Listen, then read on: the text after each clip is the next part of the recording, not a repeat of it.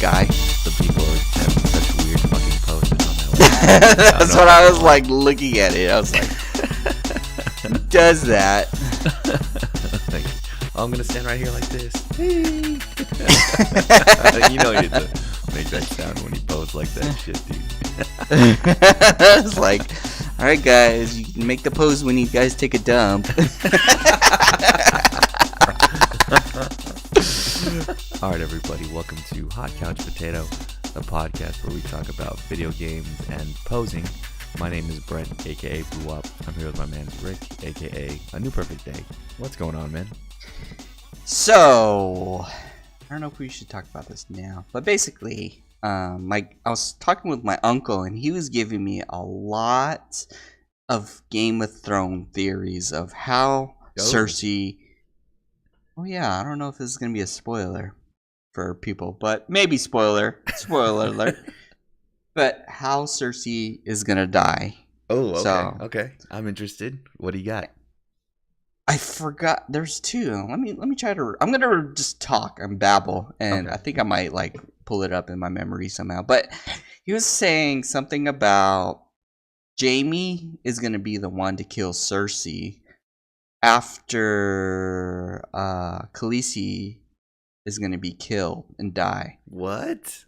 And then I kind of expanded on his theory. I said, what if Khaleesi is gonna burn the whole city down after that last episode, and everyone's gonna see her as evil? They're gonna kill her, and then Jaime is gonna die in the process, but Arya is gonna pose as Jaime and return to Cersei and kill Cersei.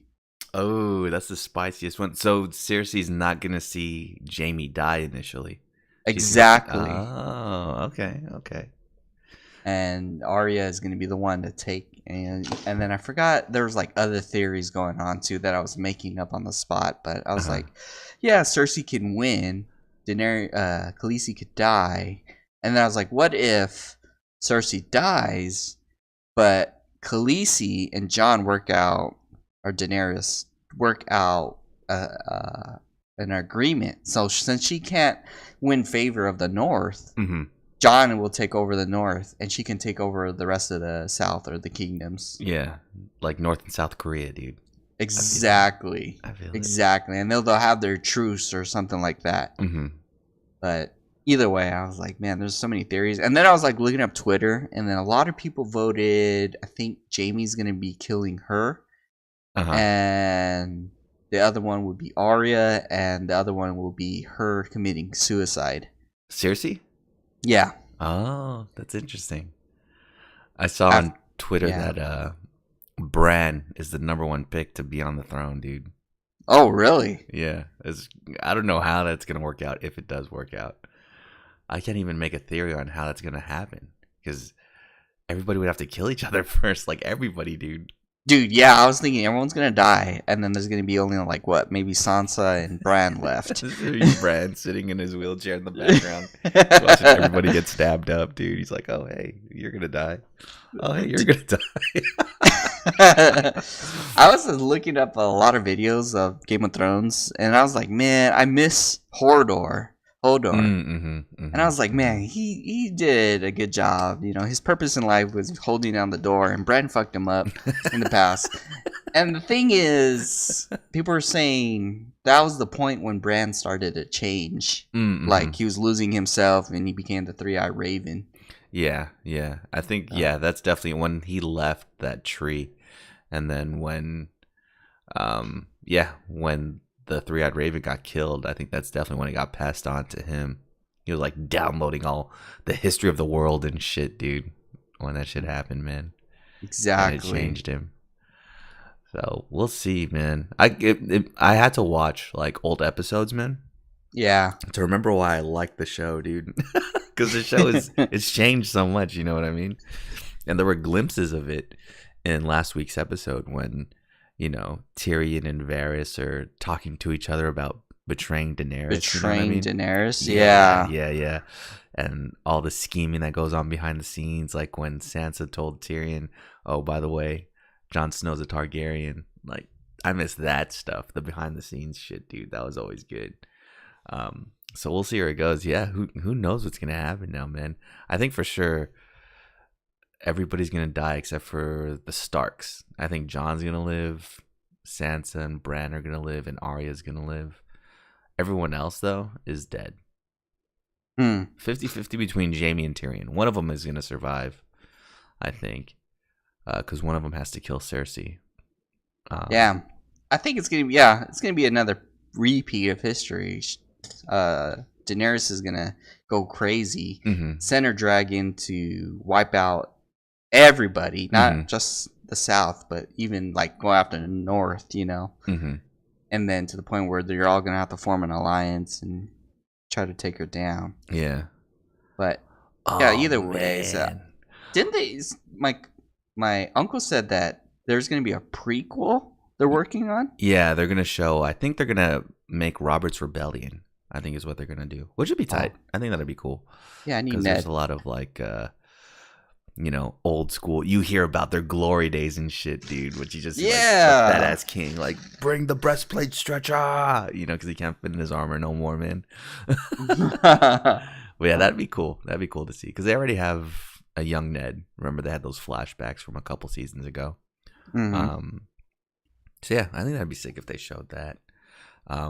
But no, it just occurred to me right now. What if they do exactly what happened to Daenerys' dad to Daenerys, where she's sitting on the throne and she's commanding her dragon to just burn up the whole capital and shit, and then Jon Snow's like, no, and stabs her in the back like Jaime did, dude. That would be crazy if that happened, man. That would really be history repeating itself. That would be like a book ending, I think, Yeah, with, or have like Tyrion do it.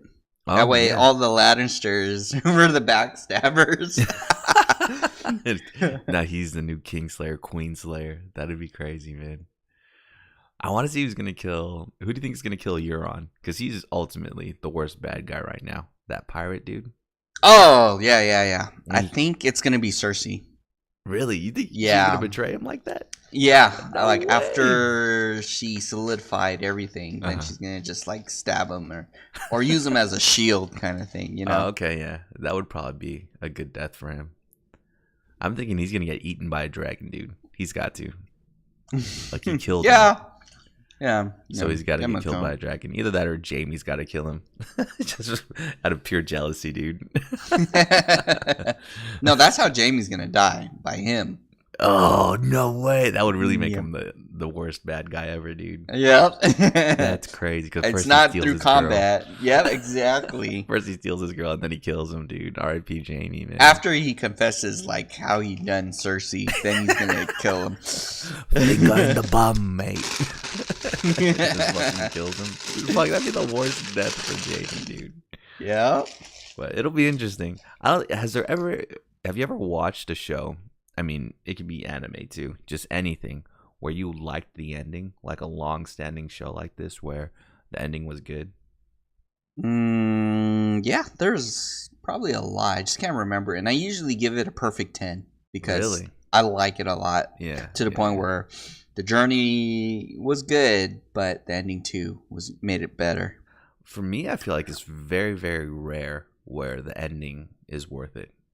Mm-hmm. I can only think of maybe like 2 or 3 that were worth it. Anime or TV shows or all together? Which Gundam was it where they just blew up all the Gundams because they stopped war? Was that Wing? Gundam Wing. Yeah, where they blew up all their own Their Gundams because Gundams. they solved world peace. That one was pretty good. Man, I was a big fan of 24, and they did not end that one that great. Jack Bauer was still just a loner and couldn't live happily ever after, dude. Just sacrificed everything for America and didn't get any recognition for it. Trying to think. What else is there? Because big one I've heard of at least is Sopranos. I don't know if you remember that show. Is about like the mob or whatever on HBO. And spoiler alert for Sopranos out there for people who are still interested in watching it. Like it ends when they're in a restaurant just having a casual conversation, right? Uh-huh. And the door opens, everybody kind of turns around to look who comes through the door, and it just starts the credits, dude. Mm. That's it. And I think what they're trying to portray is that, oh, a hitman walked in and murdered what's his name? Tony Soprano. That's what they were trying to show in that. Yeah. So that's why it's just like the end of his life right there. But, people kind of want to see that play out. So they were upset with that ending. What else was there? Yeah, at least for me, I think more often than not, the endings are disappointing. And I think that's what's going to happen with Game of Thrones, for sure. I think that when this ends, people are going to be unfulfilled. They're going to have a lot of gripes. People have a lot of gripes right now about it. But we'll see. I think so too, because if you have people, I don't know, like, so picture this. It's like you're a hero, you save the world, whatnot, but you have the people to back you up and make it worthwhile.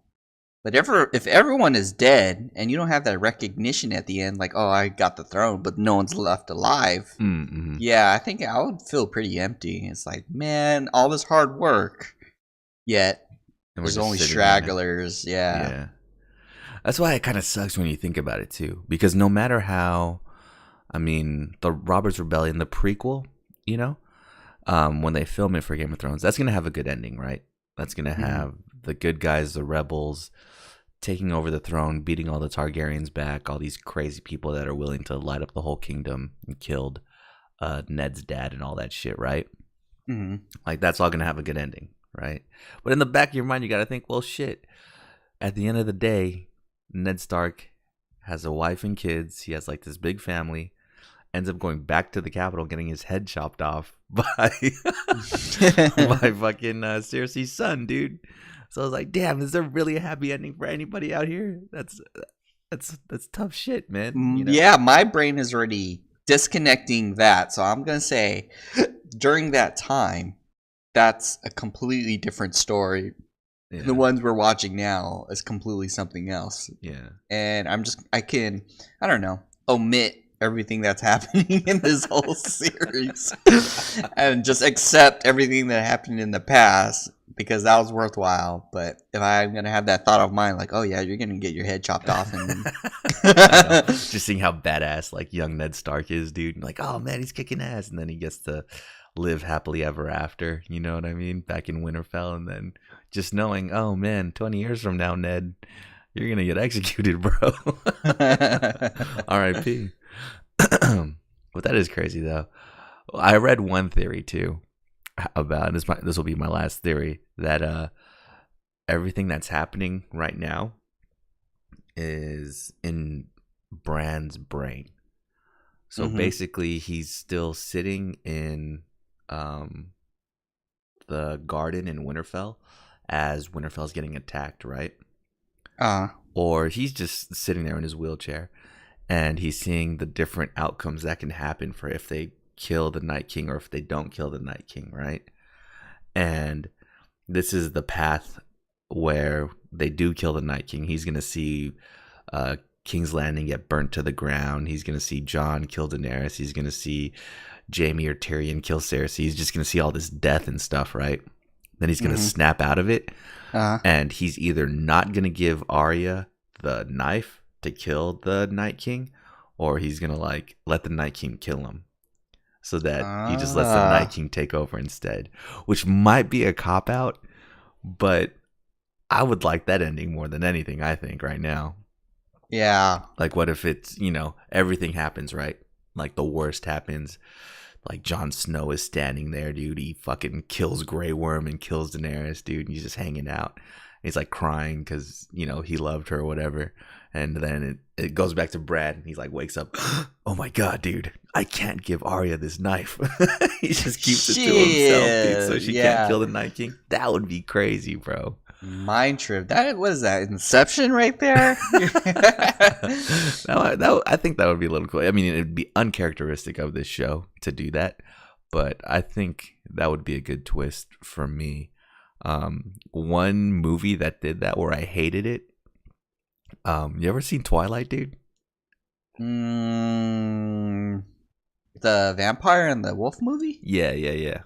Like the first episode, the first movie. Oh, the first. So, spoiler alert for the last one. Are you ever gonna watch the last one, dude? Heck nah. Okay, dude. So, spoiler alert for the last one, right?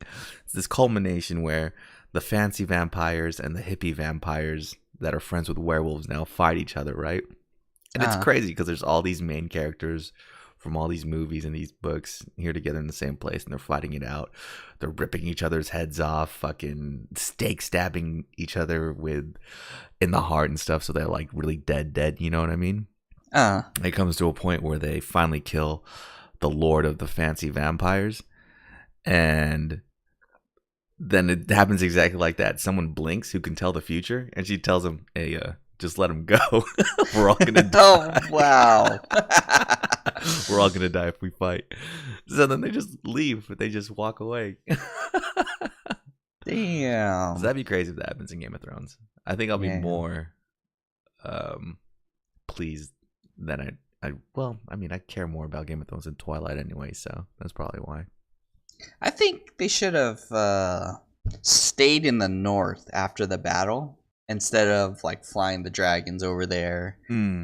Either You that or know. all travel together. You know, they all marched up to Winterfell together. They can go Yeah. back down to Dragonstone together like that. It's not like Daenerys took the boats and yeah, they keep splitting up. It doesn't make sense, dude. It doesn't make Yep. sense at all. So And then my uncle's like saying, yeah, Tyrion has been giving her all bad advice, or at least she's Yeah. believing all of that. And, you know, it's like, what's going to happen to him? You know, all of her army is pretty wiped out. Mhm. And, yeah, so I guess she's going to snap soon. because it was Tyrion's idea in the first place to like, because if you think about it, when Daenerys first got to Westeros, right? Yeah.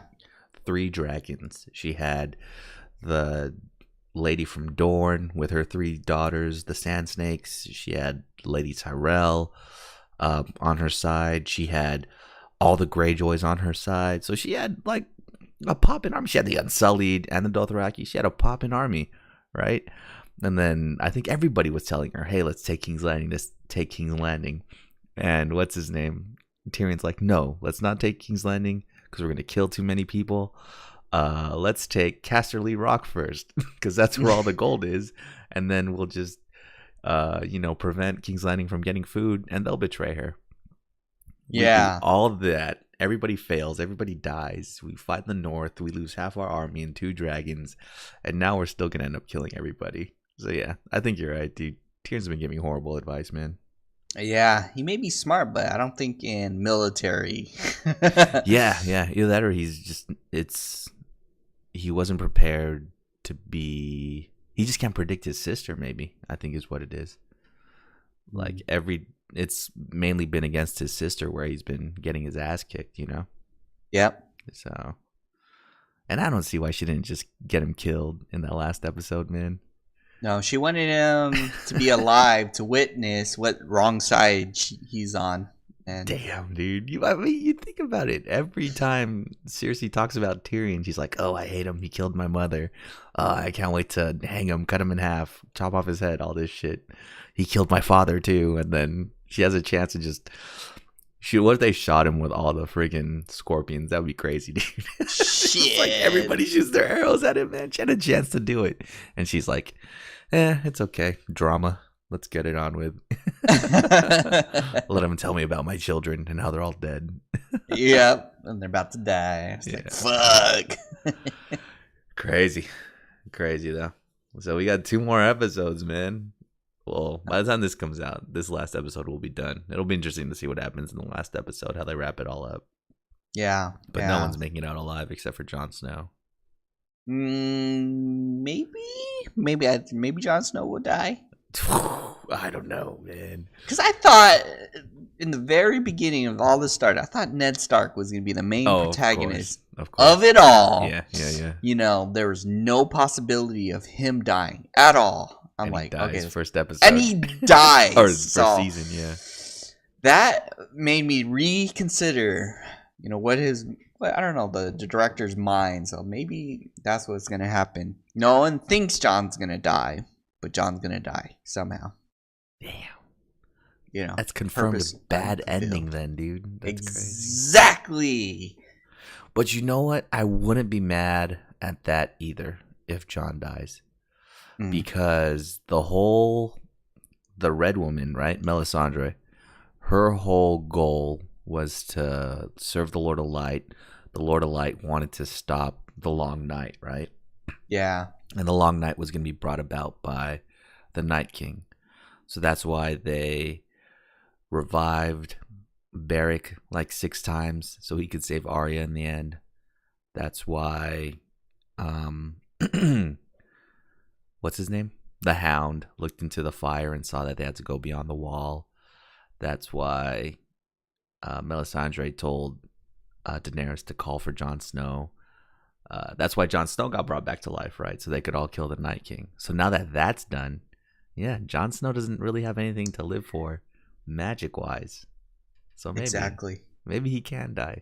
It's gonna be rough if he dies, though. I will be upset at the ending if Jon Snow dies. If anybody, he's got to be the one to make it. Maybe his. So what was Grey Worm's girl, the advisor? Yeah, the one that got bit. Yeah, Missandei. Yeah. So maybe that didn't really trigger Daenerys to go crazy, but it's actually going to be Jon Snow dying in front of her. Oh, okay. Well, who's badass enough to kill Jon Snow right now, though? It's going to be him taking a bullet for her. Like the traditional way. I don't know. That'd be wild, man. I just want one of the main characters to have like a non-dramatic death. Kind of like, no, Missandei had a dramatic death where it just, let's say, I don't know, like Tyrion or Jaime, right, is standing on one of the walls of the castle of the Red Keep, and it like falls over or something, and then that's it. They don't show his dying body or anything. They just show the castle wall falling. I just want something like that. Just the main character death that's not dramatic at all. That just happens and then it's over with. And we're all sitting here like, oh my god. Like one of Cersei's sons, just like he just put the crown down and just jumped off the window. Yeah. And I was like, shit. No, but even that one. Yeah, even that one, they lingered on the window for a little bit. You know what I mean? I just need fucking Tyrion to stand somewhere, and then Daenerys accidentally blows fire over the whole shit. And then we just cut to the next scene. Dun, dun, dun, dun, dun. That's the intro. Like, fuck, dude. 2 minutes. Damn, good times, man. If anything, it's spawned like good conversations. That's what I kind of miss too. You know, with a lot of the shows that I do like now, they're all on Netflix, right? And they come out all at once, so they don't give you an opportunity to go and, you know, talk with your friends about theories and stuff like this, right? Because you could just watch it all in one sitting. So it's pretty good that Game of Thrones allows us to do stuff like this. It's kind of funny. So yeah, many twists ahead of us in Game of Thrones. But our friend Rick here watched some Detective Pikachu. Are there any twists in that, man? It's sorta predictable, you know, the twist. How does Mewtwo come up in the movie? So this is gonna be a spoiler. Yeah, so spoiler. I guess skip all of this. Dude. No, spoil everything, dude. It's not Endgame. No, because if you're gonna watch it, then that'll be a different story. I mean, eventually I'm gonna watch it, but not in theaters, right? Or I don't know. Okay, I'm gonna do minimal spoilers. Okay, minimal spoilers, dude.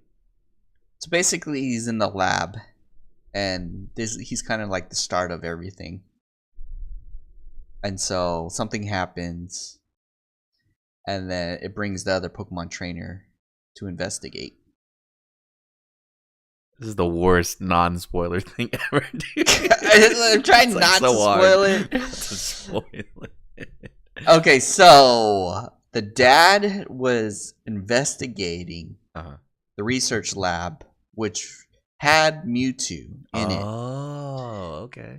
But he ended up getting caught, and something happens. So the son he like starts off in I think Pallet Town ish looking area, Mm-hmm. and yeah, he goes to the city, and he basically tries to figure out what happened to his dad. Uh-huh. So that's as much as synopsis as I can, as I can give. But the movie was great. I liked it. I enjoyed it. I really enjoyed it because I was pretty skeptic the way it was designed, but battling was pretty interesting. It's just yeah. Okay. Yeah, it's kind of hard not spoiling. They actually had. Well, he's not a Pokemon trainer. He's just. He has like a regular job, right? The main character. Yeah, so basically he doesn't like Pokemon training because something happened, and now he doesn't have a Pokemon partner or whatnot. And in the city, so it's reverse. Like out of the city, I guess you catch Pokemon normally and you battle normally. Mm-hmm. But in the city, it's different. It's their laws, their logic is to coexist with the Pokemon. So they don't have Pokeballs, they don't have gym battles, they don't have any of that. So he goes to the city and he doesn't have any partner Pokemon until he finds Detective Pikachu. Okay. Now, this is still in the same universe as Pallet Town, though, right? This is just like a different region or something? I guess so, because they mentioned briefly about Kanto region and all that. And so the thing is, yeah, it's more evolved as a city. I think this takes a little bit way more into the future of Pokemon. But yeah, it's pretty interesting. Okay. So good movie, an actual good video game movie, dude? Yeah, I think so. I would give it a solid 8.5 out of 10. Whoa, dude, that's pretty high, man. Yeah. That's pretty high. Okay. So maybe I will watch it in theaters or, just wait till the bootleg comes out, man. Let's see. What else is going on, dude? Oh, we don't really talk politics too much on this podcast, man. But we found something, or something came up that both sides of government can agree on, dude. And What's that? It's that loot boxes should be illegal. It's kind of crazy. Yes, I think they should. Yeah, I mean, I guess they just introduced a bill that is most likely going to be passed into law that won't allow loot boxes or pay-to-win microtransactions in video games. It's kind of crazy, or at least you can't market it to little kids and have microtransactions in it, So, unfortunately, games like, what's that game? Mirror. And what's another one that we played, dude? The other puzzle one? Honey Pop? Honey Pop can still have microtransactions because those aren't marketed to kids, dude. But everything else, they're gonna try and get rid of it on because they say it's gonna incite that addictive gambling type behavior in the youth. So that's it's why true. they're trying to get rid of it. They're not wrong. My nephew, he's into video games and all that, but I don't know what game it is. Hearthstone. Oh yeah, he already spent the a card good game? chunk of money. Yeah, into it, and I'm like, man, is that like pay to win kind of thing? And I guess that's like loot boxes too, where you open packs and you get different cards.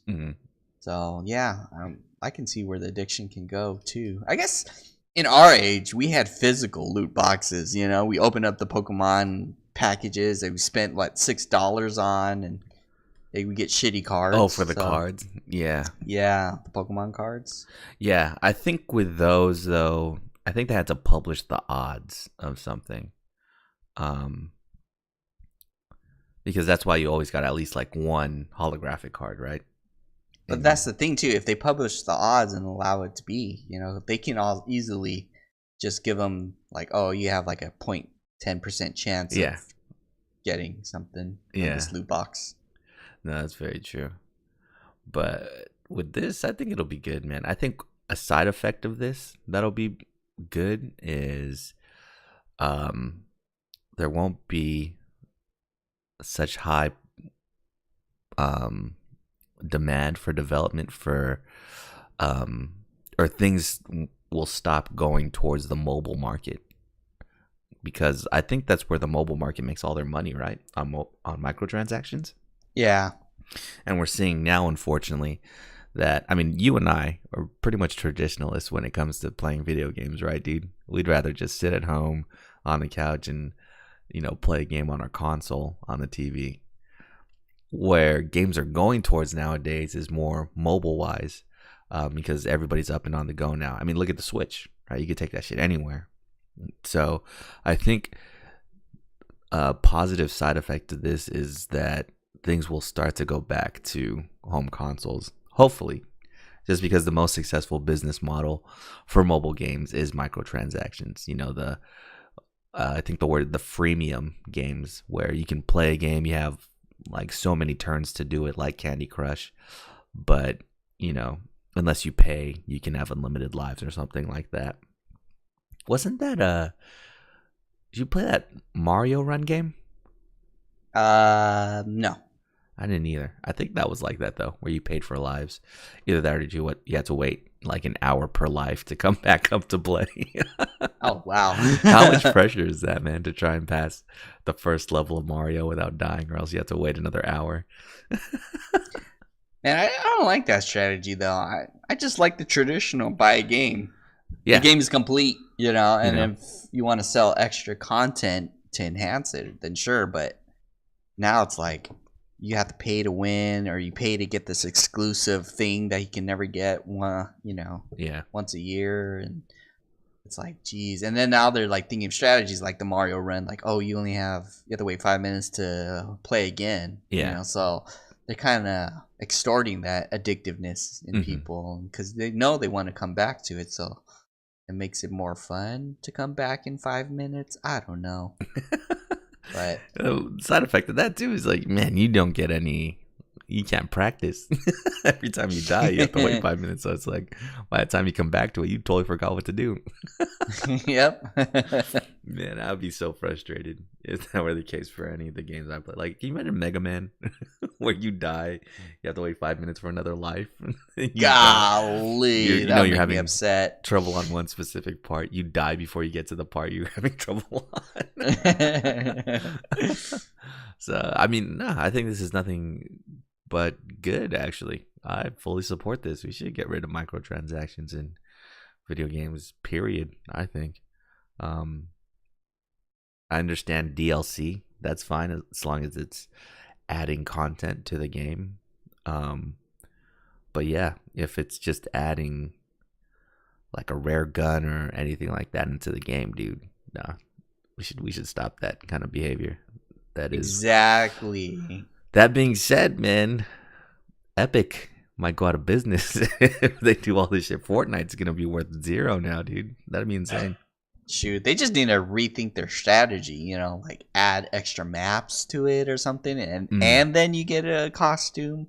I don't know, but still. Yeah, I guess the seasons, because they have different seasons on there.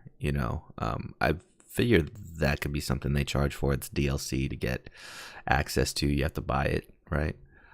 Yeah. But they have those gun skins and character skins that people buy loot boxes and things for. So we'll see. It'll be interesting. Yeah, it will be interesting. What else is going on, man? A lot of announcements this week, dude. The best announcements this week. So it's the best of both worlds kind of thing. Sony had a state of play on Thursday this past week. And it was only 10 minutes long. I don't know where people got that news from. Maybe it was from Sony's Twitter or something like that. But the state of play was only going to be 10 minutes long. I think the first one was 20 minutes long or something like that. It was pretty hefty. But this state of play was only going to be 10 minutes long. And when you watched it, and they said they were going to announce a new game. And when you started watching it, the first thing they showed, I think, was the blue light, right, from a PS4 getting turned on. And then, it turns from blue to white when you're actually playing it. Yeah. And when they had the light change from blue to white, they played the sound that plays when you start a new game in Final Fantasy VII. So I was already crying. I was like, no, dude, don't just do that. Because, you thought they were going to show Final Fantasy VII right after that, right? Yeah. Psych, it's Monster Hunter World. So then, you're kind of upset. Like, okay, I just got baited by Sony. Thank you. Thank you for reminding me. I really want Final Fantasy VII. Exactly. So they showed Monster Hunter World. And remember, this thing is 10 minutes long. By the time the Monster Hunter World presentation is done, 5 minutes have passed. So you're like, wait, what the hell are they going to show in 5 minutes now? Monster Hunter World took up half of this shit, dude. Yeah. Which was weird at the same time because they had Monster Hunter World had their own like announcement stream where they went into more details about the new expansion that's coming up for World. So I don't know why they had to take up that big of a chunk in the state of play. Maybe Sony really had nothing else to show. They just needed an excuse to show a new game in Final Fantasy VII. So. Maybe they're focusing all of their energies not on video games, but trying to develop the PS5, and then so they don't want to announce that in their state of play game stuff. Yeah. But they still have a few games yet to come out that. Well, see, that's the thing too. I think Death Stranding for sure has to be on PlayStation 4. You can't. That was shown in 2016. For the first time, you can't show that then and expect us to think that's going to be a PS5 title. I mean, maybe it'll be cross-platform, but that's got to come out for the PS4. Ghost of Tsushima, that has to be a PS4 title. Last of Us 2.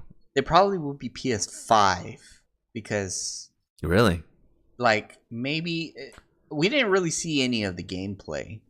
It was mostly just alpha stage, and they're just showing the concepts and stuff like that. So the developers probably didn't know about the PS5 coming out, so now they're probably trying to switch before it's too late to make.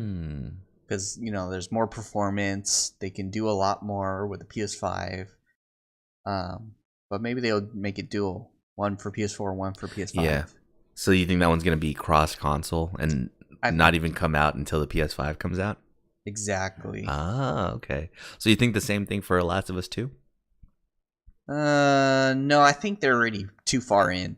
They showed a lot for Last of Us 2. Yeah, because if you want to take their words for it, they really did start developing that game in 2015 when they first showed. Wait, when did we first see it? 2016, huh? That's when we went to PSX? Damn, that was 2 years ago? It was 3 years ago, 2.5 years ago now. Oh my God, it's 2019. Yeah.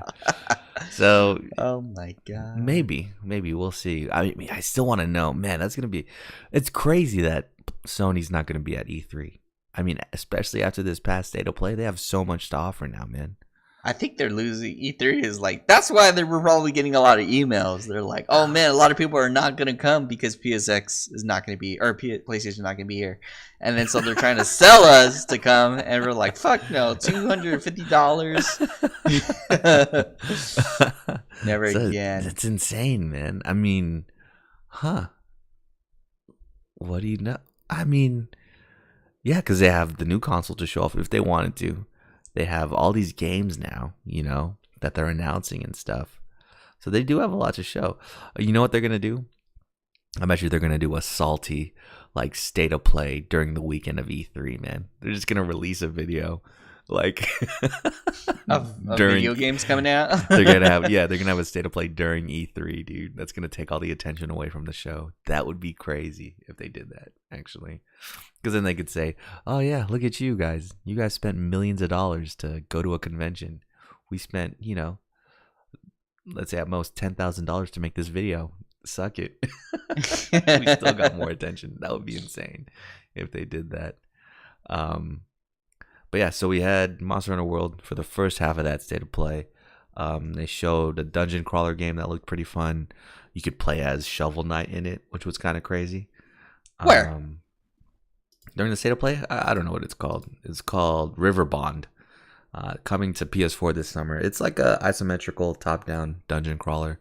You could play it. You could play as a bunch of indie game characters. I think they had Enter the Gungeon. They had the guy from the Bastion, the kid. You could play as one of the Guacamelee characters too. What? So they had that on there. Then they showed a game.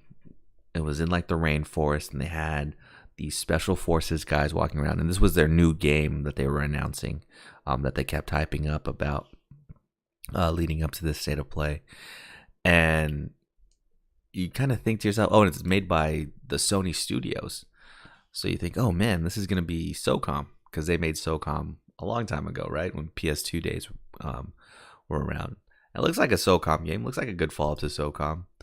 And it comes back, and you see like the invisible outline of the Predator. So it's going to be Dead by Daylight, but you're the Predator. So it'll be interesting. I kind of don't know why they would make this. These games aren't that successful, I don't think.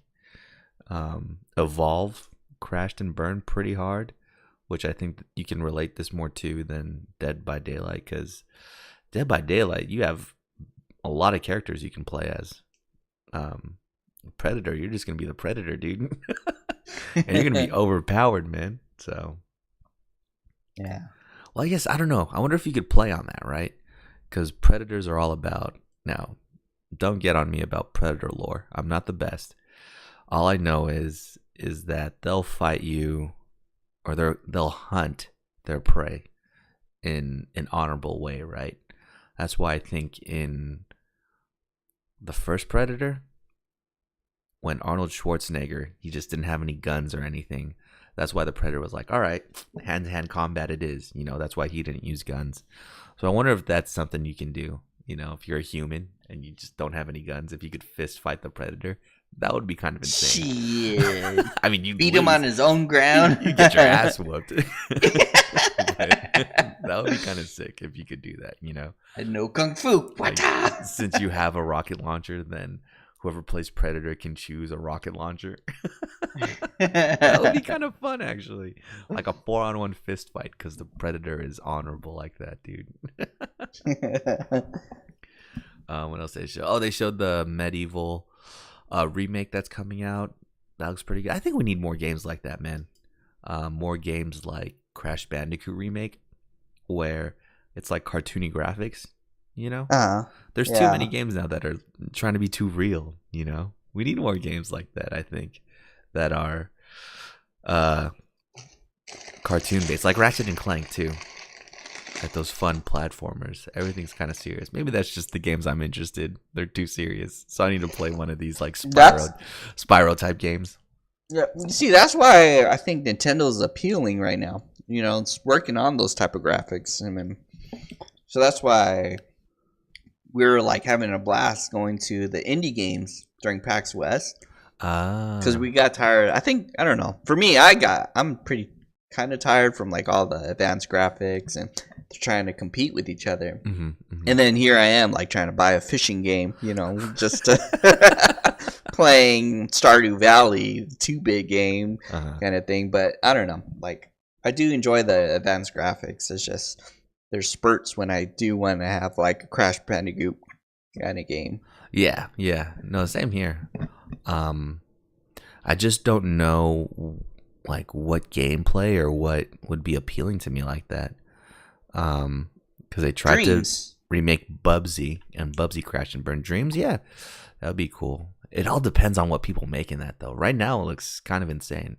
It's just in beta, and people are already making some crazy stuff in there. So you already know when it comes out live to everybody that it's going to be just chock full of stuff. But besides a platformer, like what would be fun to play that just has like these cartoony graphics, do you think? Daily chores. So like pick up the trash like before. Like a sim game. Yeah. Okay. Oh no, that would be kind of sick, dude. Yeah. Pick up the trash before, I don't know, your mom comes home. There was a Fight Club on Steam that was pretty cool. And I played a little bit of it, but unfortunately, and it's this thing where, you have to go to the gym, you go back home to rest, you have to eat, you have to manage your life, So it's like a sim as well. When it got to the actual fighting part, it was all just a simulation. It's not like I could be back here and press, oh, punch, punch, punch. Oh, do this combo. Nah, it's just the guy went inside, and depending on, if you had a proper meal, if you trained the right way, what skills you learned along the way, then that's what he would do in the fight. But it's like, man, I want to be able to control him in the fight. You know what I mean? Yeah, yeah. So maybe something like that. Or maybe our dream game, that Gundam game. Just have little anime sprites everywhere. I wonder why they forgot about that. Yeah. But yeah, dude, that's still the dream. So, all right, we need to mark these down. I'm gonna write these down because these are our games that we pretty much came up with on the show, right? It's Dead by Daylight, but you're Batman, and then 4 people play as like the Joker's minions. And it's the Gundam game where you're flying around in the ship, and it's like a sim. You could find romance on the ship or whatever, but every now and then your random encounters are going to random be alarms, people that attack the ship, so you have to go out and defend it in your Gundam. What else did we come up with? I know we came up with something else, dude. Man, I don't remember. We had a lot of crazy ideas. Yeah, man. Damn. And we have 100 episodes to go back to try and remember these things. But yeah, cartoon. They need to make something cartoony and that's just fun, to play. Besides Knack, I wasn't really partial to Knack. Yeah, I think it just shake it up a little bit. Something that shook it up too is this another game announcement that they had for a game called Away. Did you see that one at all? No, what is that one? So now when you play like a flying, what are they called? A flying squirrel? Those things that just jump out and spread their arms and they can like glide from a tree to another. Oh, I kind of like glanced at that. Yeah. So you play as a flying squirrel, and at first I thought it's like, okay, it's just a flying squirrel simulator. That's kind of cool. And then all of a sudden he's fighting a scorpion. Like he's doing a front flip and hitting the scorpion with his tail. And then the forest he's living in is on fire, so he's running away from the fire. The game turned around super quick, man. So it looks interesting. I mean, I don't think I'll ever play it, unfortunately. The backlog is way too deep now, but it's not a game that looks like it's going to disappoint. So more power to it, dude. And I wondered now, man, if games, I guess we can go over this more when we talk about the last game they announced, but like, I'm liking games that don't have a HUD. I mean, I realize that you need to keep track of your health and all that stuff, but when a game just looks like that, just looks like a movie and you're playing it, it's kind of sick, don't you think? Yeah. Because I played The Last of Us on grounded mode, and grounded mode doesn't have a HUD at all. Like, you can't tell what your health is at, and at the same time, there's limited healing items. So it's kind of funny to play. I remember too, I've made this video about it too. I got into a fight with some guys in the first part of the game. Supposed to be super easy to stealth through, but the last guy saw me, right? So I was like, oh, that's fine, dude. I have 2 bullets. I kind of want to save these bullets though, so maybe I'll just fight this guy. So I start to fight him. He kills me in one punch, dude. One punch man. I know, man. He just one punched me, and I got pissed, dude. It was crazy playing on that mode, but I appreciated it because, yeah, there was no HUD in there. I mean, Last of Us has a pretty minimal hub in the first place, so it was cool for it just not to be there. Have you ever played Dark Souls like that? I think you could turn it off in Dark Souls. No, I didn't know, but that's too scary to even try. Yeah, I get lost picking my quick items when the HUD is up, so I can only imagine. That should be rough, man. But yeah, I hope more and more games go to that. Well, they also announced a new PlayStation, like a state of play PlayStation. I think the colors are sick. It's like the color of my car, gunmetal. Yeah, it looks cool and all, but I was like, but if they're releasing PlayStation 5, then yeah. I don't want to buy it and then now like, okay, it's useless. I have to get a PlayStation 5. Mm-hmm. It's not even a Pro, I don't think. It's just a regular PlayStation. It's a regular PlayStation or something. And they didn't, well, at least I didn't listen too much on it. Is this just is there no disc slot in this thing? Is this just like a download only console? Because I know Xbox is releasing the Xbox S, I think, is having a download only version of it. Is that what this is supposed to be?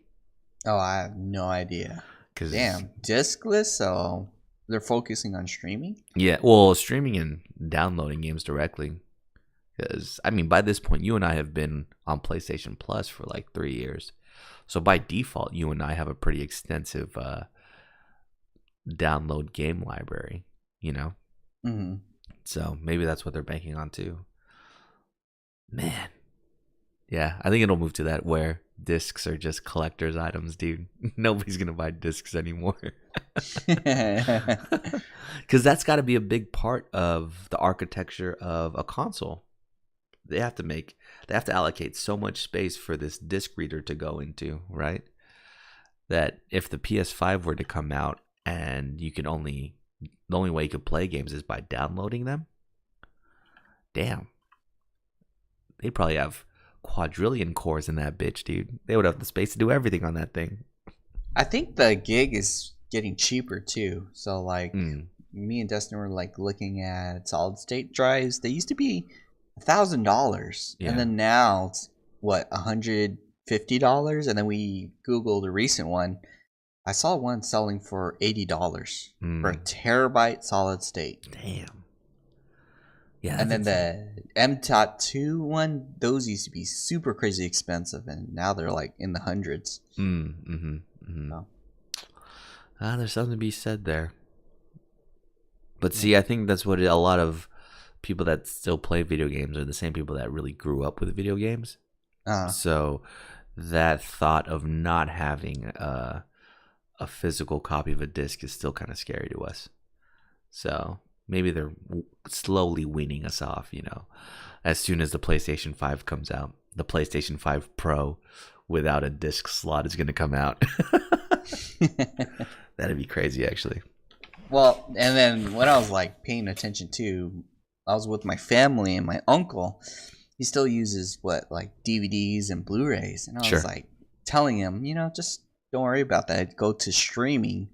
And then I look at my nephews, and they're like purely all downloading, no buying discs or whatsoever. So I was like, now there's a generation gap. So PS5 might just have nothing but downloading. We're the only ones in our generation that think we need the discs. But in reality, I think downloading would be more for the future of gaming. Yeah. Kids, at least younger generations, because they don't care about getting a disc, putting it in. But we're the collectors here, in our generation. Yeah. No, I'm going to stand by it. 10 years from now, we won't have paper anymore, man. Shoot, we're going to be in VR. Yeah, we're not going to have paper. Everything's just going to be typed up, Voice recorded. Voice recorded, exactly.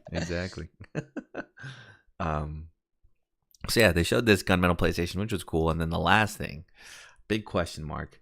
Everybody was tripping because this green font came up against the black screen, and you knew it was the color of the live stream.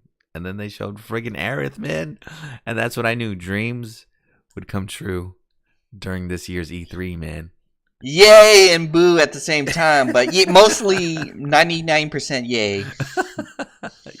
Yes, because we made this, gentlemanly wager, 2 weeks ago, that Square was going to show Final Fantasy VII Remake at the next E3. And they pretty much hell no. confirmed it. They pretty much confirmed it. Rick was looking up every game that Square was making for the reason why they would have an E3, showcase during Sony's time. But yeah, no, it was crazy, man. It was good to see. It was really, really good to see the progress, or that the game was actually playable, Yeah. I mean, we were talking about a minimal HUD before, and during the battles, so I haven't played Final Fantasy 15, right? And I'm only assuming that the battle system is going to be similar to 15, where it's like more action based than turn based. Is this what it looked like on there, man? I don't know. So like it was kind of tricky. It looked kind of similar to not Kingdom Hearts and not Final Fantasy 15. And I Mm. thought it was gonna be like 15, where you're running around. You can quickly select everything, but it looked like he jumped back into place. So it's gonna have the traditional, uh, Final Fantasy 7 battle Oh, system. that would actually be sick, man. Because I Yeah, saw as well there was a prompt for pressing like R2 and L2, and you could switch between like Barret and Cloud and all that too. So maybe that's how will be, is like you can queue up turns for everybody or something like that. Because Cloud also had Braver on. You could press square to use Braver. So that was kind of yeah, interesting too, to see that on there. But to see that it was gameplay and not just, a cinematic was good. That means that like the game is getting done. You know what I mean?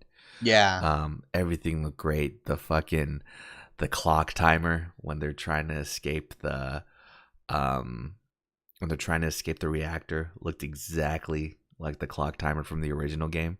It's like those pink numbers that count down, dude. yeah. Ah, man, that was so good. That brought back some memories.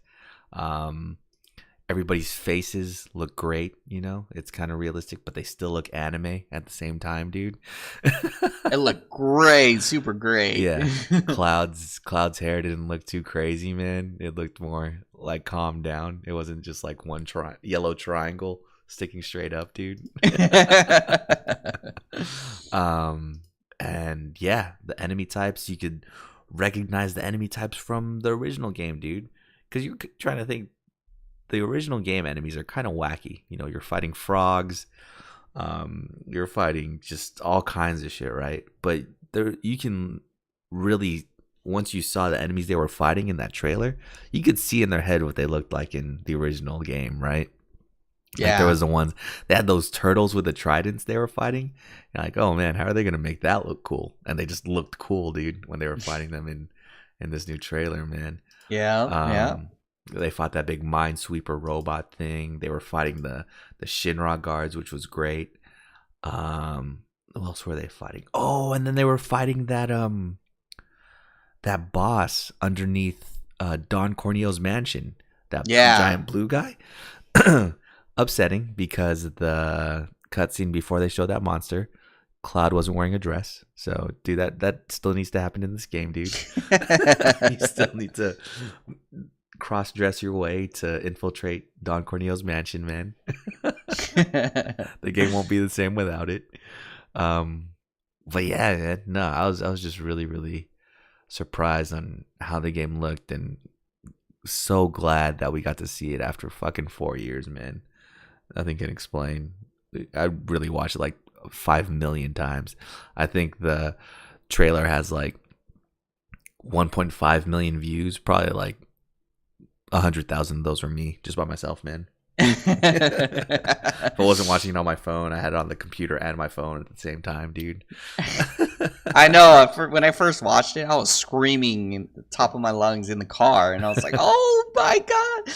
And then when I got home, I said, "You know what? I need to take a nice hot shower, nice hot bath, Watching an get the HD, candle, dude. yeah, like put it on my HD monitor. Oh, maybe my HD TV too. So everything had to be perfect. And then I watched it like 50 times Dude, and stuff. so So good. Did you watch the Japanese version of the trailer?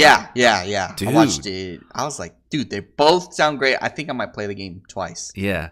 The crazy part about it is the lip sync. Hmm. It was lip synced for Japanese and then for English, because it's not like those OG kung fu movies where Cloud is saying something and his mouth is moving differently, right? Yeah. So that's insane that they took that much time to work on it and make two versions of the cutscenes. I mean, I think they're using the Unreal 4 engine for this. I don't know how crazy it is to make those cutscenes like that, but that's cool, man. That's cool that they're putting that much work into it. Um, See, this is the thing too. I'm worried about. This looks really amazing, mhm, and I was watching other trailers from Final Fantasy 14 Versus, and well, basically 15, mhm, and then the initial ones. They're a really good trailer. Like they had a lot of things. They even showed gameplay after like 10 years later. But there's so much things that we wanted to play that we saw in the trailer. Like for example, Behemoth in a parking lot.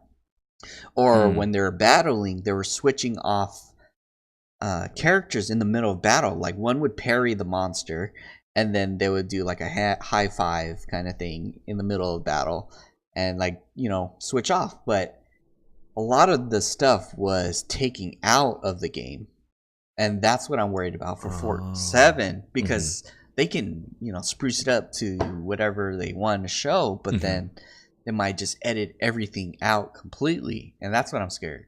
Oh, So see, so that's interesting because I'm taking it from a Resident Evil 2 remake stance where you kind of were expecting the original, but just with upscale graphics, and then they totally flipped it on its head and they changed the gameplay while keeping it, fairly accurate to what it was before. That's what I'm hoping Final Fantasy VII is, dude. It's recognizable as Final Fantasy VII, but just like played in a different way. That being said, I'm with you, dude. There's a lot of fears of, man. I hope they get everything right and we get to experience all these things that they're showing us. Rather than it just being a fancy commercial for us to get excited about, right? exactly. Um, and then another fear that I have, or one of the main fears I have, which actually got confirmed, is everything they showed in this trailer is from Midgar. Mm. They don't show anything after Midgar. Everything's kind of still in the city. And a long time ago, they said that Final Fantasy VII Remake was going to be episodic. And this just confirms that, dude. So it's going to be crazy because, sure, they're going to show more Final Fantasy VII Remake at E3. They might even give you a release date of next year, right? But is it Yeah, just going to be the escape from Midgar? That I would think so. be kind of crazy to me, man. Yeah, And then, so technically, both of us can be right. It could be released in 2020 and it could be released in 2025. Because what if it takes them a year to come out with each part? Who knows how many parts they're going to have? exactly. Oh And I man. guess the argument is like, oh no, it can't be broken up into episodes because the world opens up after a while. You get the high wind and you can go anywhere. Um, which is true, but it's not like you can do anything anywhere or everywhere, right? I Hmm. think the main side questing is you can go to the Golden Saucer and do some gambling and make some extra money, play some mini games and stuff. But you could go to the arena, and try to get some rare items. But that's pretty much it. Everything's pretty linear in this game. Um, Maybe getting Yuffie. That could be a whole side quest that they could put in like part 2 or something. Helping out with the, what is it, the like Fort Condor, that could be a thing too. That's on the side, but maybe they could put in a specific part, like part 2 or 3. So that's my biggest fear, is the fact that we will not be fulfilled playing this part by part,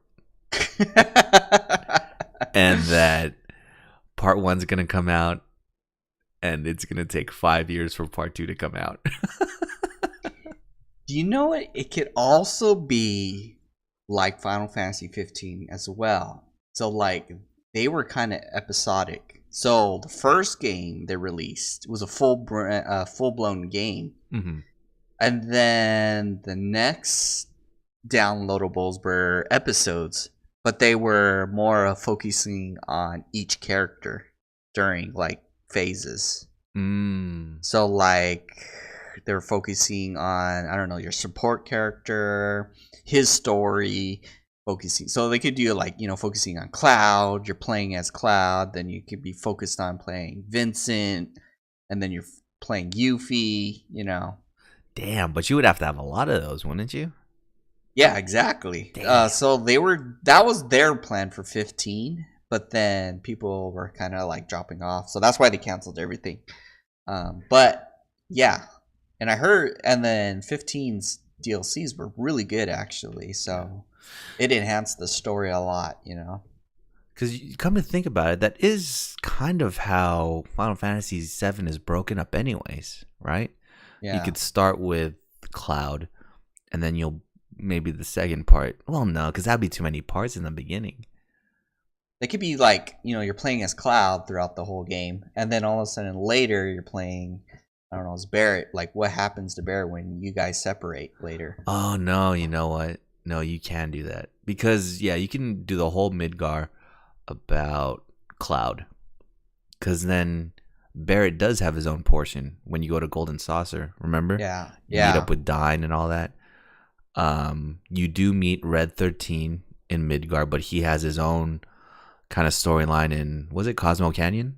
yeah. He has his own storyline there. Eris, you could probably play with her as her, Picking flowers. story, or spoiler alert, up to the time when she dies, because she leaves the party. Remember? Yeah, So you could probably play that as her picking flowers. picking flowers. Tifa's part could probably be later in the game when she's hanging out with Cloud in the wheelchair, when Cloud's just like kind of in that catatonic state. Sid, he has his own story that's pretty easy. Vincent mainly helps you out in the flashback of why Sephiroth turns crazy, because he's in there while Sephiroth's reading all the books. Yuffie has her own side story, period. Well, no, I guess Vincent does have his own side story, because then you can go to that cave where, what's her name? Lucretia is hidden. So maybe you could do that. Yeah, But it's like, man, managing all that and weaving it into one cohesive story is kind of crazy. yeah. Because then you'd still have to carry the whole narrative of, at first you're trying to save the world, and then you realize that not only are we bleeding the world to death, but Sephiroth just wants to get rid of it wholesale. Like that whole transition, you have to fit that narrative in there, and that's not everybody's motivation in the first place. It's mainly Cloud's motivation. Maybe you can play as Sephiroth. Dude, that's what's gonna be sick, because you can switch. You could switch between the characters during the battles. In that one fight, when we get to play as Sephiroth fighting that dragon in the flashback, I'm just gonna use Sephiroth, dude. Cloud can die. We'll let Cloud die, dude. I'm using Sephiroth, man. Man, yeah, that's what I'm so excited for too, dude. And another thing is, people are questioning, oh man, they're just making up new parts for Sephiroth. Like at the end of that trailer, they showed Cloud and Sephiroth kind of standing there, and everything was burning around them, and they really can't place that because it doesn't look like Nibelheim that's burning around them. So what I think is they're really gonna play up like Cloud's messed up in the head. They're gonna play up like, oh, he's having hallucinations about Sephiroth, about his past. He thinks he's Zack, but he's really Cloud. All this stuff, So, dude, we gotta play Crisis Core. My cousin was saying how that was one of the best games he's ever played. He's very particular with his games too, and he said that the build-up of every character was really good. Like how you can see the transition from why Sephiroth is going the way he's going, kind of thing. It shows his humane side basically, and then all of a sudden it starts. You can see the transition of everything. So I was like, man, you're right. But who has the original PSP anymore, man? We can't be nobody. So we have to emulate it. So is there a good emulator though for regular PSP? Yeah, he said there's good ones for computer, so we'll play it on the computer. But PSP, if you have your PSP and it's hacked, then you can, of course. Yeah, mine's not hacked. But yeah, shoot me that emulator link, dude. Wink, wink, man. Yeah, yeah, I know. I was like, man, and we gotta play it in Japanese audio and English subtitles. Oh, like Sekiro, dude. Hell yeah, man. I would be down. But I'm so excited. I'm so excited for this. And then they ended the trailer just on the greatest news ever. More to come in June. So for sure we're seeing this at Square's E3 announcement thing that they bought Sony's time for. So man, I can't wait. Just seeing new news is better than hearing nothing. Like, what if this State of Play passed by and there was just no Final Fantasy VII news? It would be dark times, dude. Yep. So we'll see, man. Yeah, I'm really scared of it being episodic. That's still a big fear of mine. That being said, fuck it. I'm gonna play this part by part. I'm gonna buy the season pass and just pay for all of them up front, dude. And then you know what? I'll buy the collector's edition later, where it comes with all parts in one CD. I'm just gonna waste so much money on this game, dude. The collector's edition with a Buster Sword letter opener. Dude, I'll pay $100, man. Or Sephiroth letter opener. Oh my Sephiroth god, letter opener. What's it called? It started Masamune, man, and then yeah, it has a Marlene, martini shaker from the bar. Damn, dude. Yeah, I'll buy the shit out of that collector's edition, dude. That'd be crazy, man.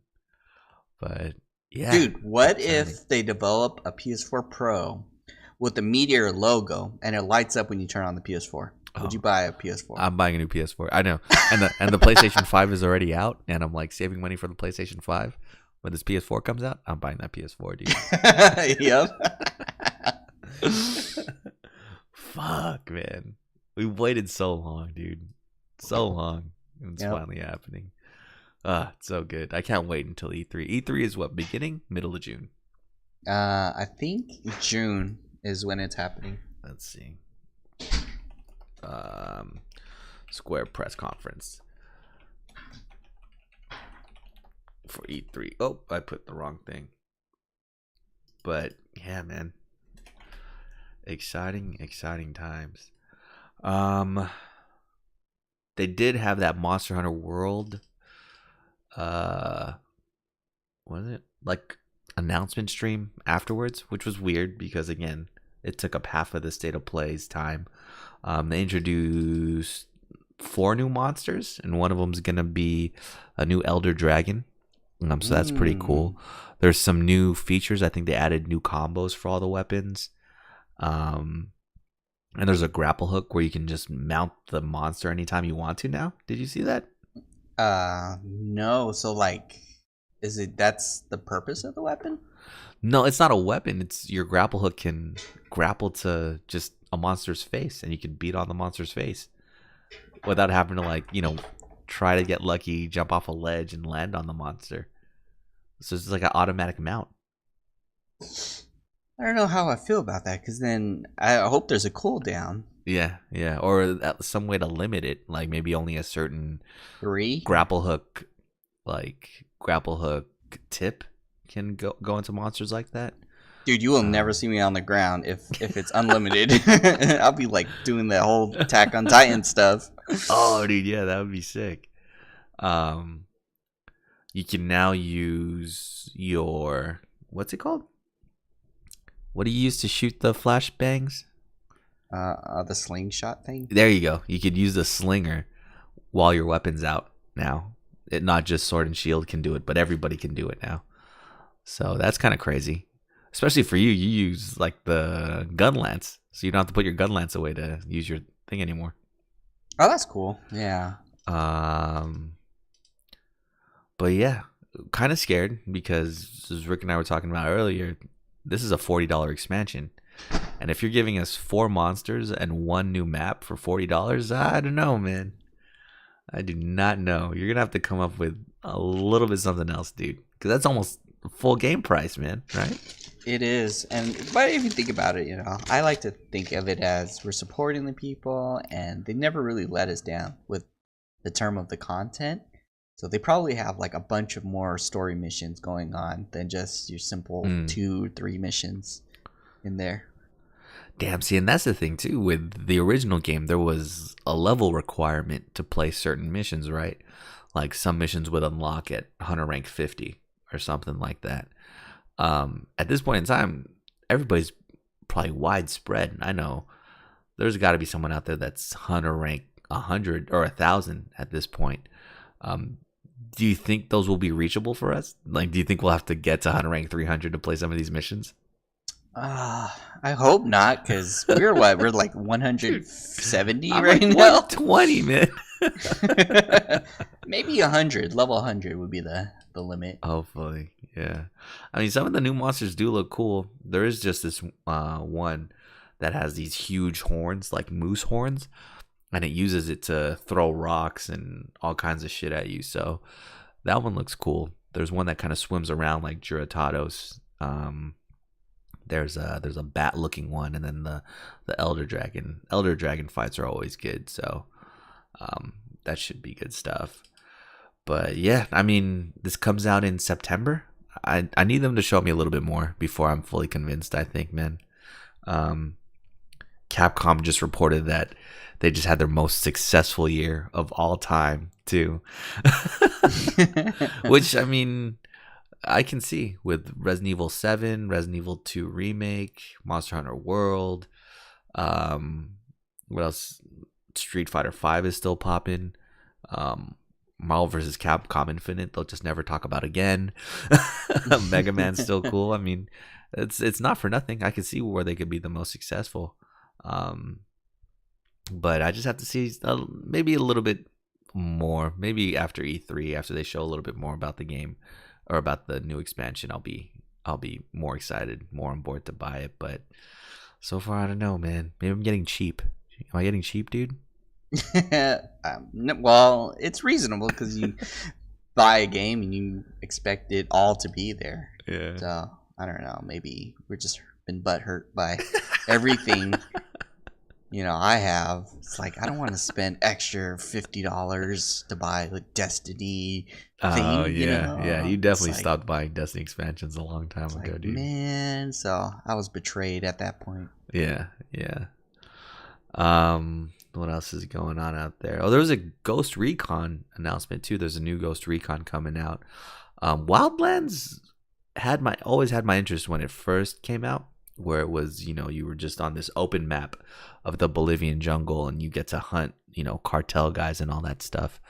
But the execution wasn't that great from what they initially showed, so that's why I didn't buy into it.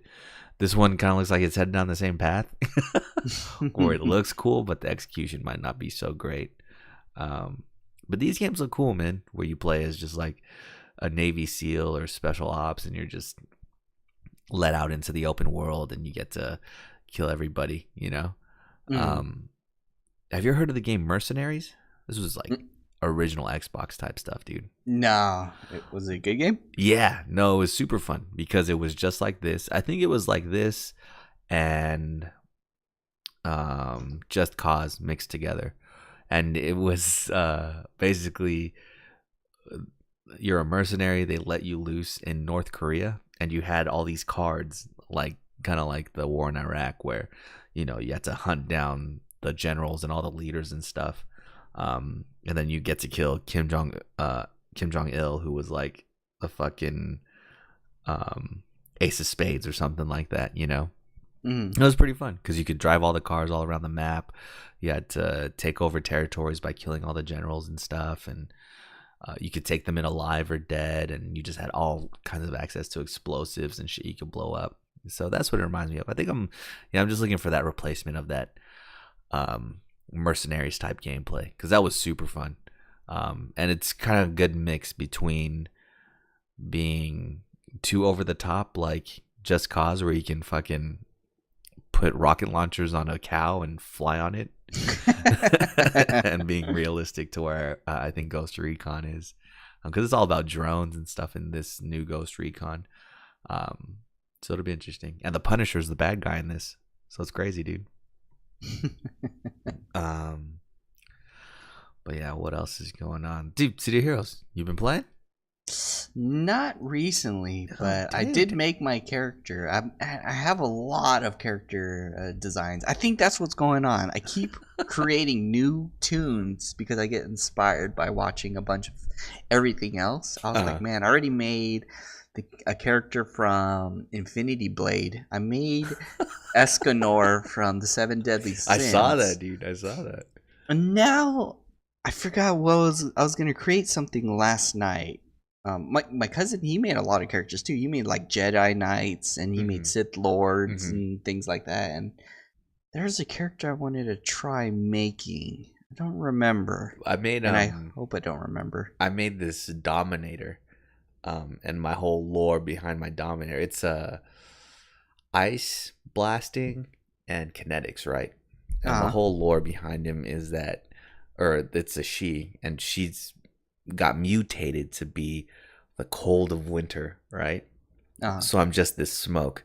So I have this body, and then I have no head, and my head is just like this white smoke or whatever, right? mm, So pretty much I'm just the smoke, and I'm just in like this suit that's containing my smoke self. And I played with John Raymond and Eric. I think we did some trials or something like that. And the moment I logged in, John Raymond was John Cena, I think. yeah. John Raymond and John Cena. And the moment I logged in, he's like, "Oh man, I'm gonna make a new character." And he came back, and he had no head. I was like, "Wait, what?" Both of us can't have no head. And then I think he saw Eric. Eric made Nightwing from Batman. Yeah. And John Raymond came back, and he was Red Robin. I was like, See, it's crazy, man. Oh yeah, now I remember. I'm gonna make Garl Vinland from Final Fantasy 14. Oh, First guy, the one that was in red, and he had the masks and everything. yeah, I've never played, dude, but I'm assuming he's badass, dude. What powers? Oh yeah, he's badass. I forgot, but I was just watching a bunch of his trailers, and he was kind of like saying like the world is rotten, but it must be saved. And like in that mentality, I was like, "Yep, I'm gonna create you. You're gonna go into my city of hero. You're gonna be my villain. This is my first villain because I don't think I've created a villain yet. But yep, I think we need, or at least me, I need to stop getting sidetracked and just finish one character along the way." Yeah, man. I was concentrating so much on my ninja mastermind.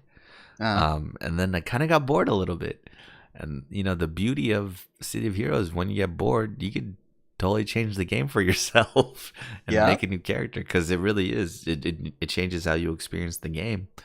So that's why I was really missing kinetics, I think is what it was. I kind of regret picking Radiation, where it is good for debuffing bosses and stuff. Buffing up your own team it kind of hurts on that, and I've been on teams where they like depend on me to be the solo support, and I'm like, okay guys, this isn't gonna work. So were you there, man? You were playing with us when I was doing those big heals for Dustin. Yeah, the Oh yeah, fat dude. heels. See? Yeah, the fat heals, man. Dude, that radiation heal is so weak, dude. I might have to pick up medicine on that character too, thinking about it. But yeah, so I've been wanting to play Kinetics, so I made a Kinetics Ice Blasting Dominator, and man, I've just been having so much fun with that character. It's cool freezing enemies, and then using all these ice blasts against it. Then they get unfrozen. You can just freeze them right again, because that move recharges super quick, dude.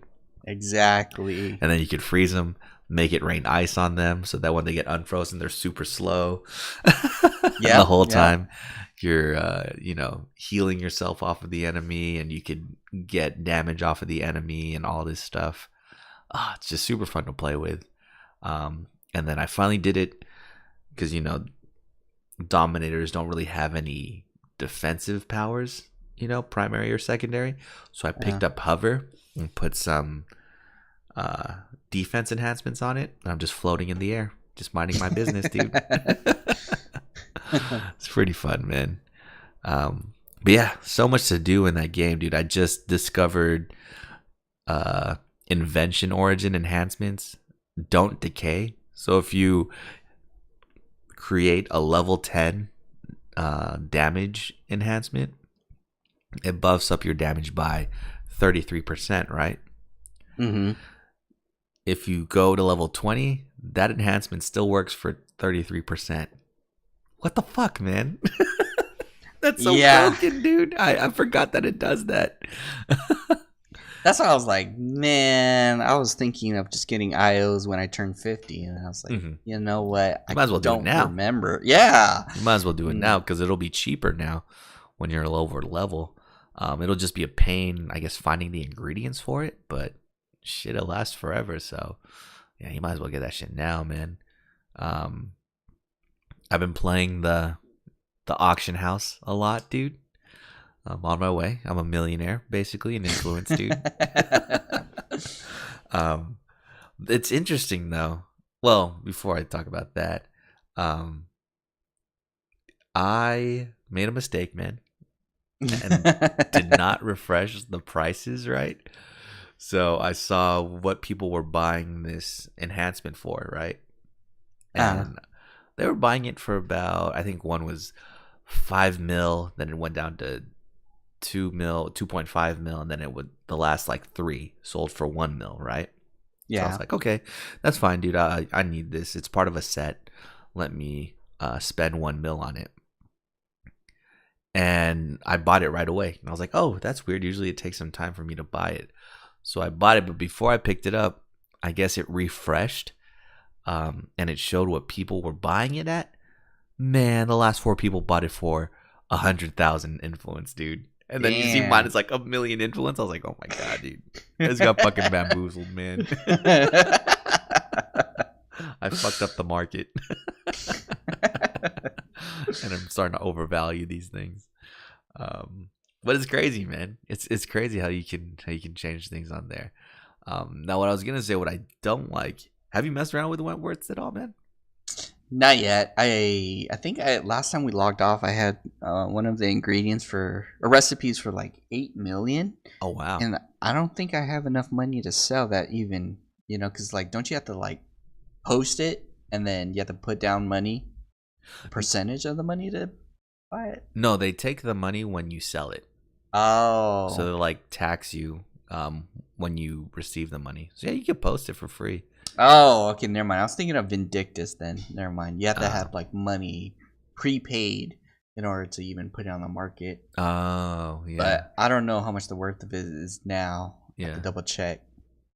So what's crazy about Wentworths is the guys that own the servers are manipulating the market. Um, they're Why? making sure Why? that I know they're making sure. And I don't know how I feel about it yet. We'll have to see. We'll have to see how it plays out. But they're making sure that um, there's three different rarities for salvage or ingredients to make enhancements and stuff. There's white, yellow, and orange. I think there's purple too, but I'm not level 50 yet, so I can't. I don't know. Um, and they're making sure that all white rarity salvage or ingredients don't sell for over 5,000. It's Really? kind of interesting. Yeah, they're putting caps on how much you could sell salvage for, I think. Not enhancements yet, but salvage so far. That's kind of concerning that they're putting their own checks and balances into the game like that. Um, they say it's only a benefit to the players, which I could see too. Um, but I don't know. Laissez-faire, man. Just let the market do what it does. let let it work itself out, man. Because that's kind of how it is for the enhancements. Because you saw, Yeah. I mean, people were buying that shit for 1,000. I accidentally spent 1 mil. So you know, the next person that tries to buy is like, oh man, I have to spend almost 1 mil to buy this thing. I think they're trying to balance it. Like maybe so it doesn't get too crazy. Mm, Like there might be a divide of the extremely rich people who have like billions of influence versus the people who are not that good at selling and buying in the market. mm-hmm, mm-hmm, So that way it's enjoyable for both sides of the markets. But mm-hmm. yeah, who knows? So remind me again, man. In the end game stuff, like level 50 raids and task force and things like that, we get to choose, right? We get to choose, oh, I want, a rare recipe or something, right? Yeah, Okay. yeah, like later down the Gotcha. line. Gotcha. Man, see, and that'll be fun going into the end game and doing missions for that, and then not only that, but like the stories of fighting the Rikti or fighting the um other dimension arch villains, fighting like the evil statesman and all that shit, dude. I can't wait. Can't wait to do that. We still got to do what were we gonna do next? Sister Psych, I think. Oh yeah, we still gotta continue the The task task forces, force. dude. Yeah, because we're all. Well, what character do you want to take up now? I'm trying to make my brute, my Escanor, the Sin. he's right now he's not that powerful because I don't have any enhancements, Uh but huh. Uh huh. I know that when I get my regeneration more buffs and all that, I Mhm. think I can start tanking like a brute. Ah, okay, Because right okay. now I only have like self heals kind of thing.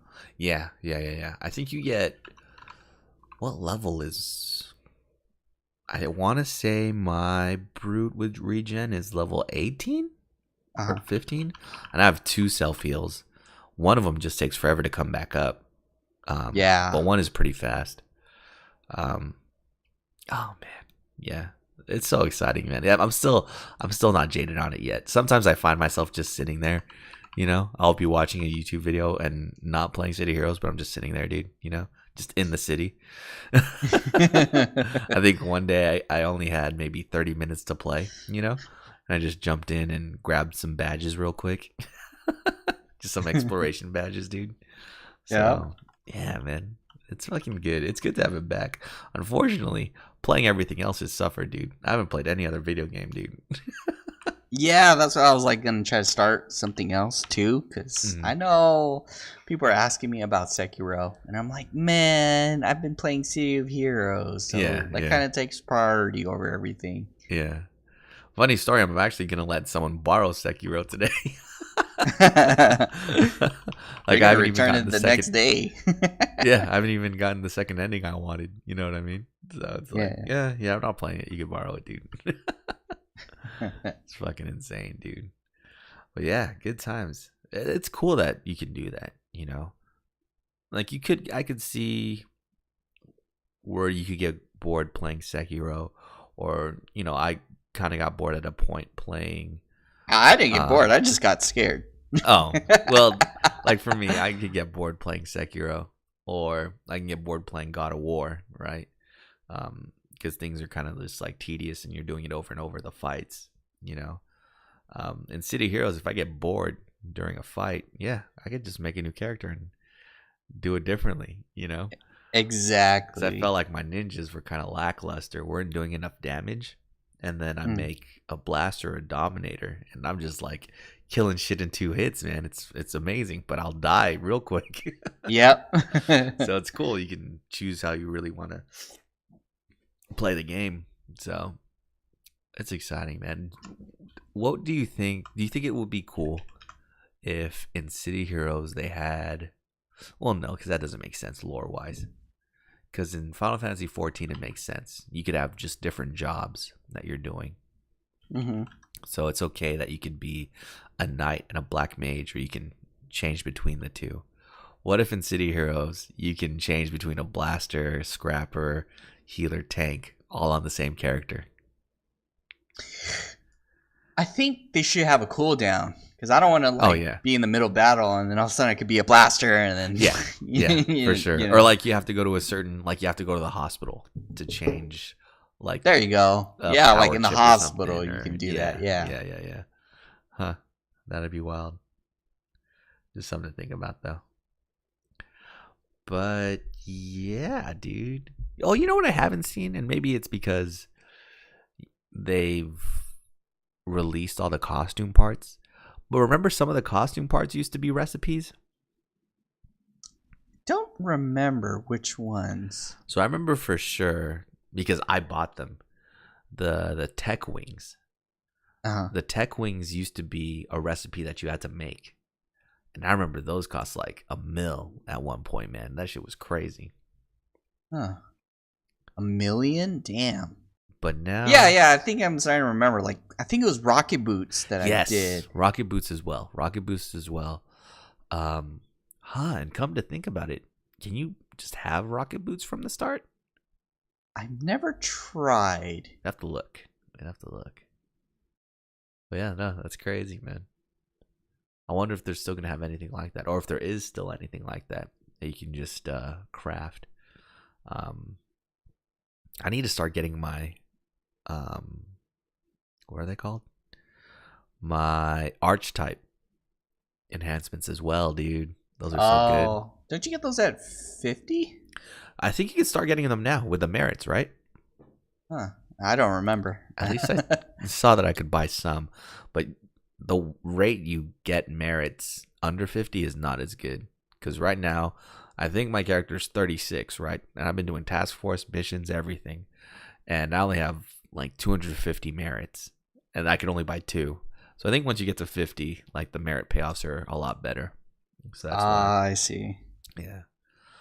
But man, it's so good. It's so good to have the game back, dude. Yep, it is. But yeah, I think that is it for us this week, man. Game of Thrones and City Heroes podcast, dude. Holla at your boys. But yeah, we'll see you guys. You got anything else, man? Nothing else. I think, nothing else right now. So yeah, we will see you guys next week.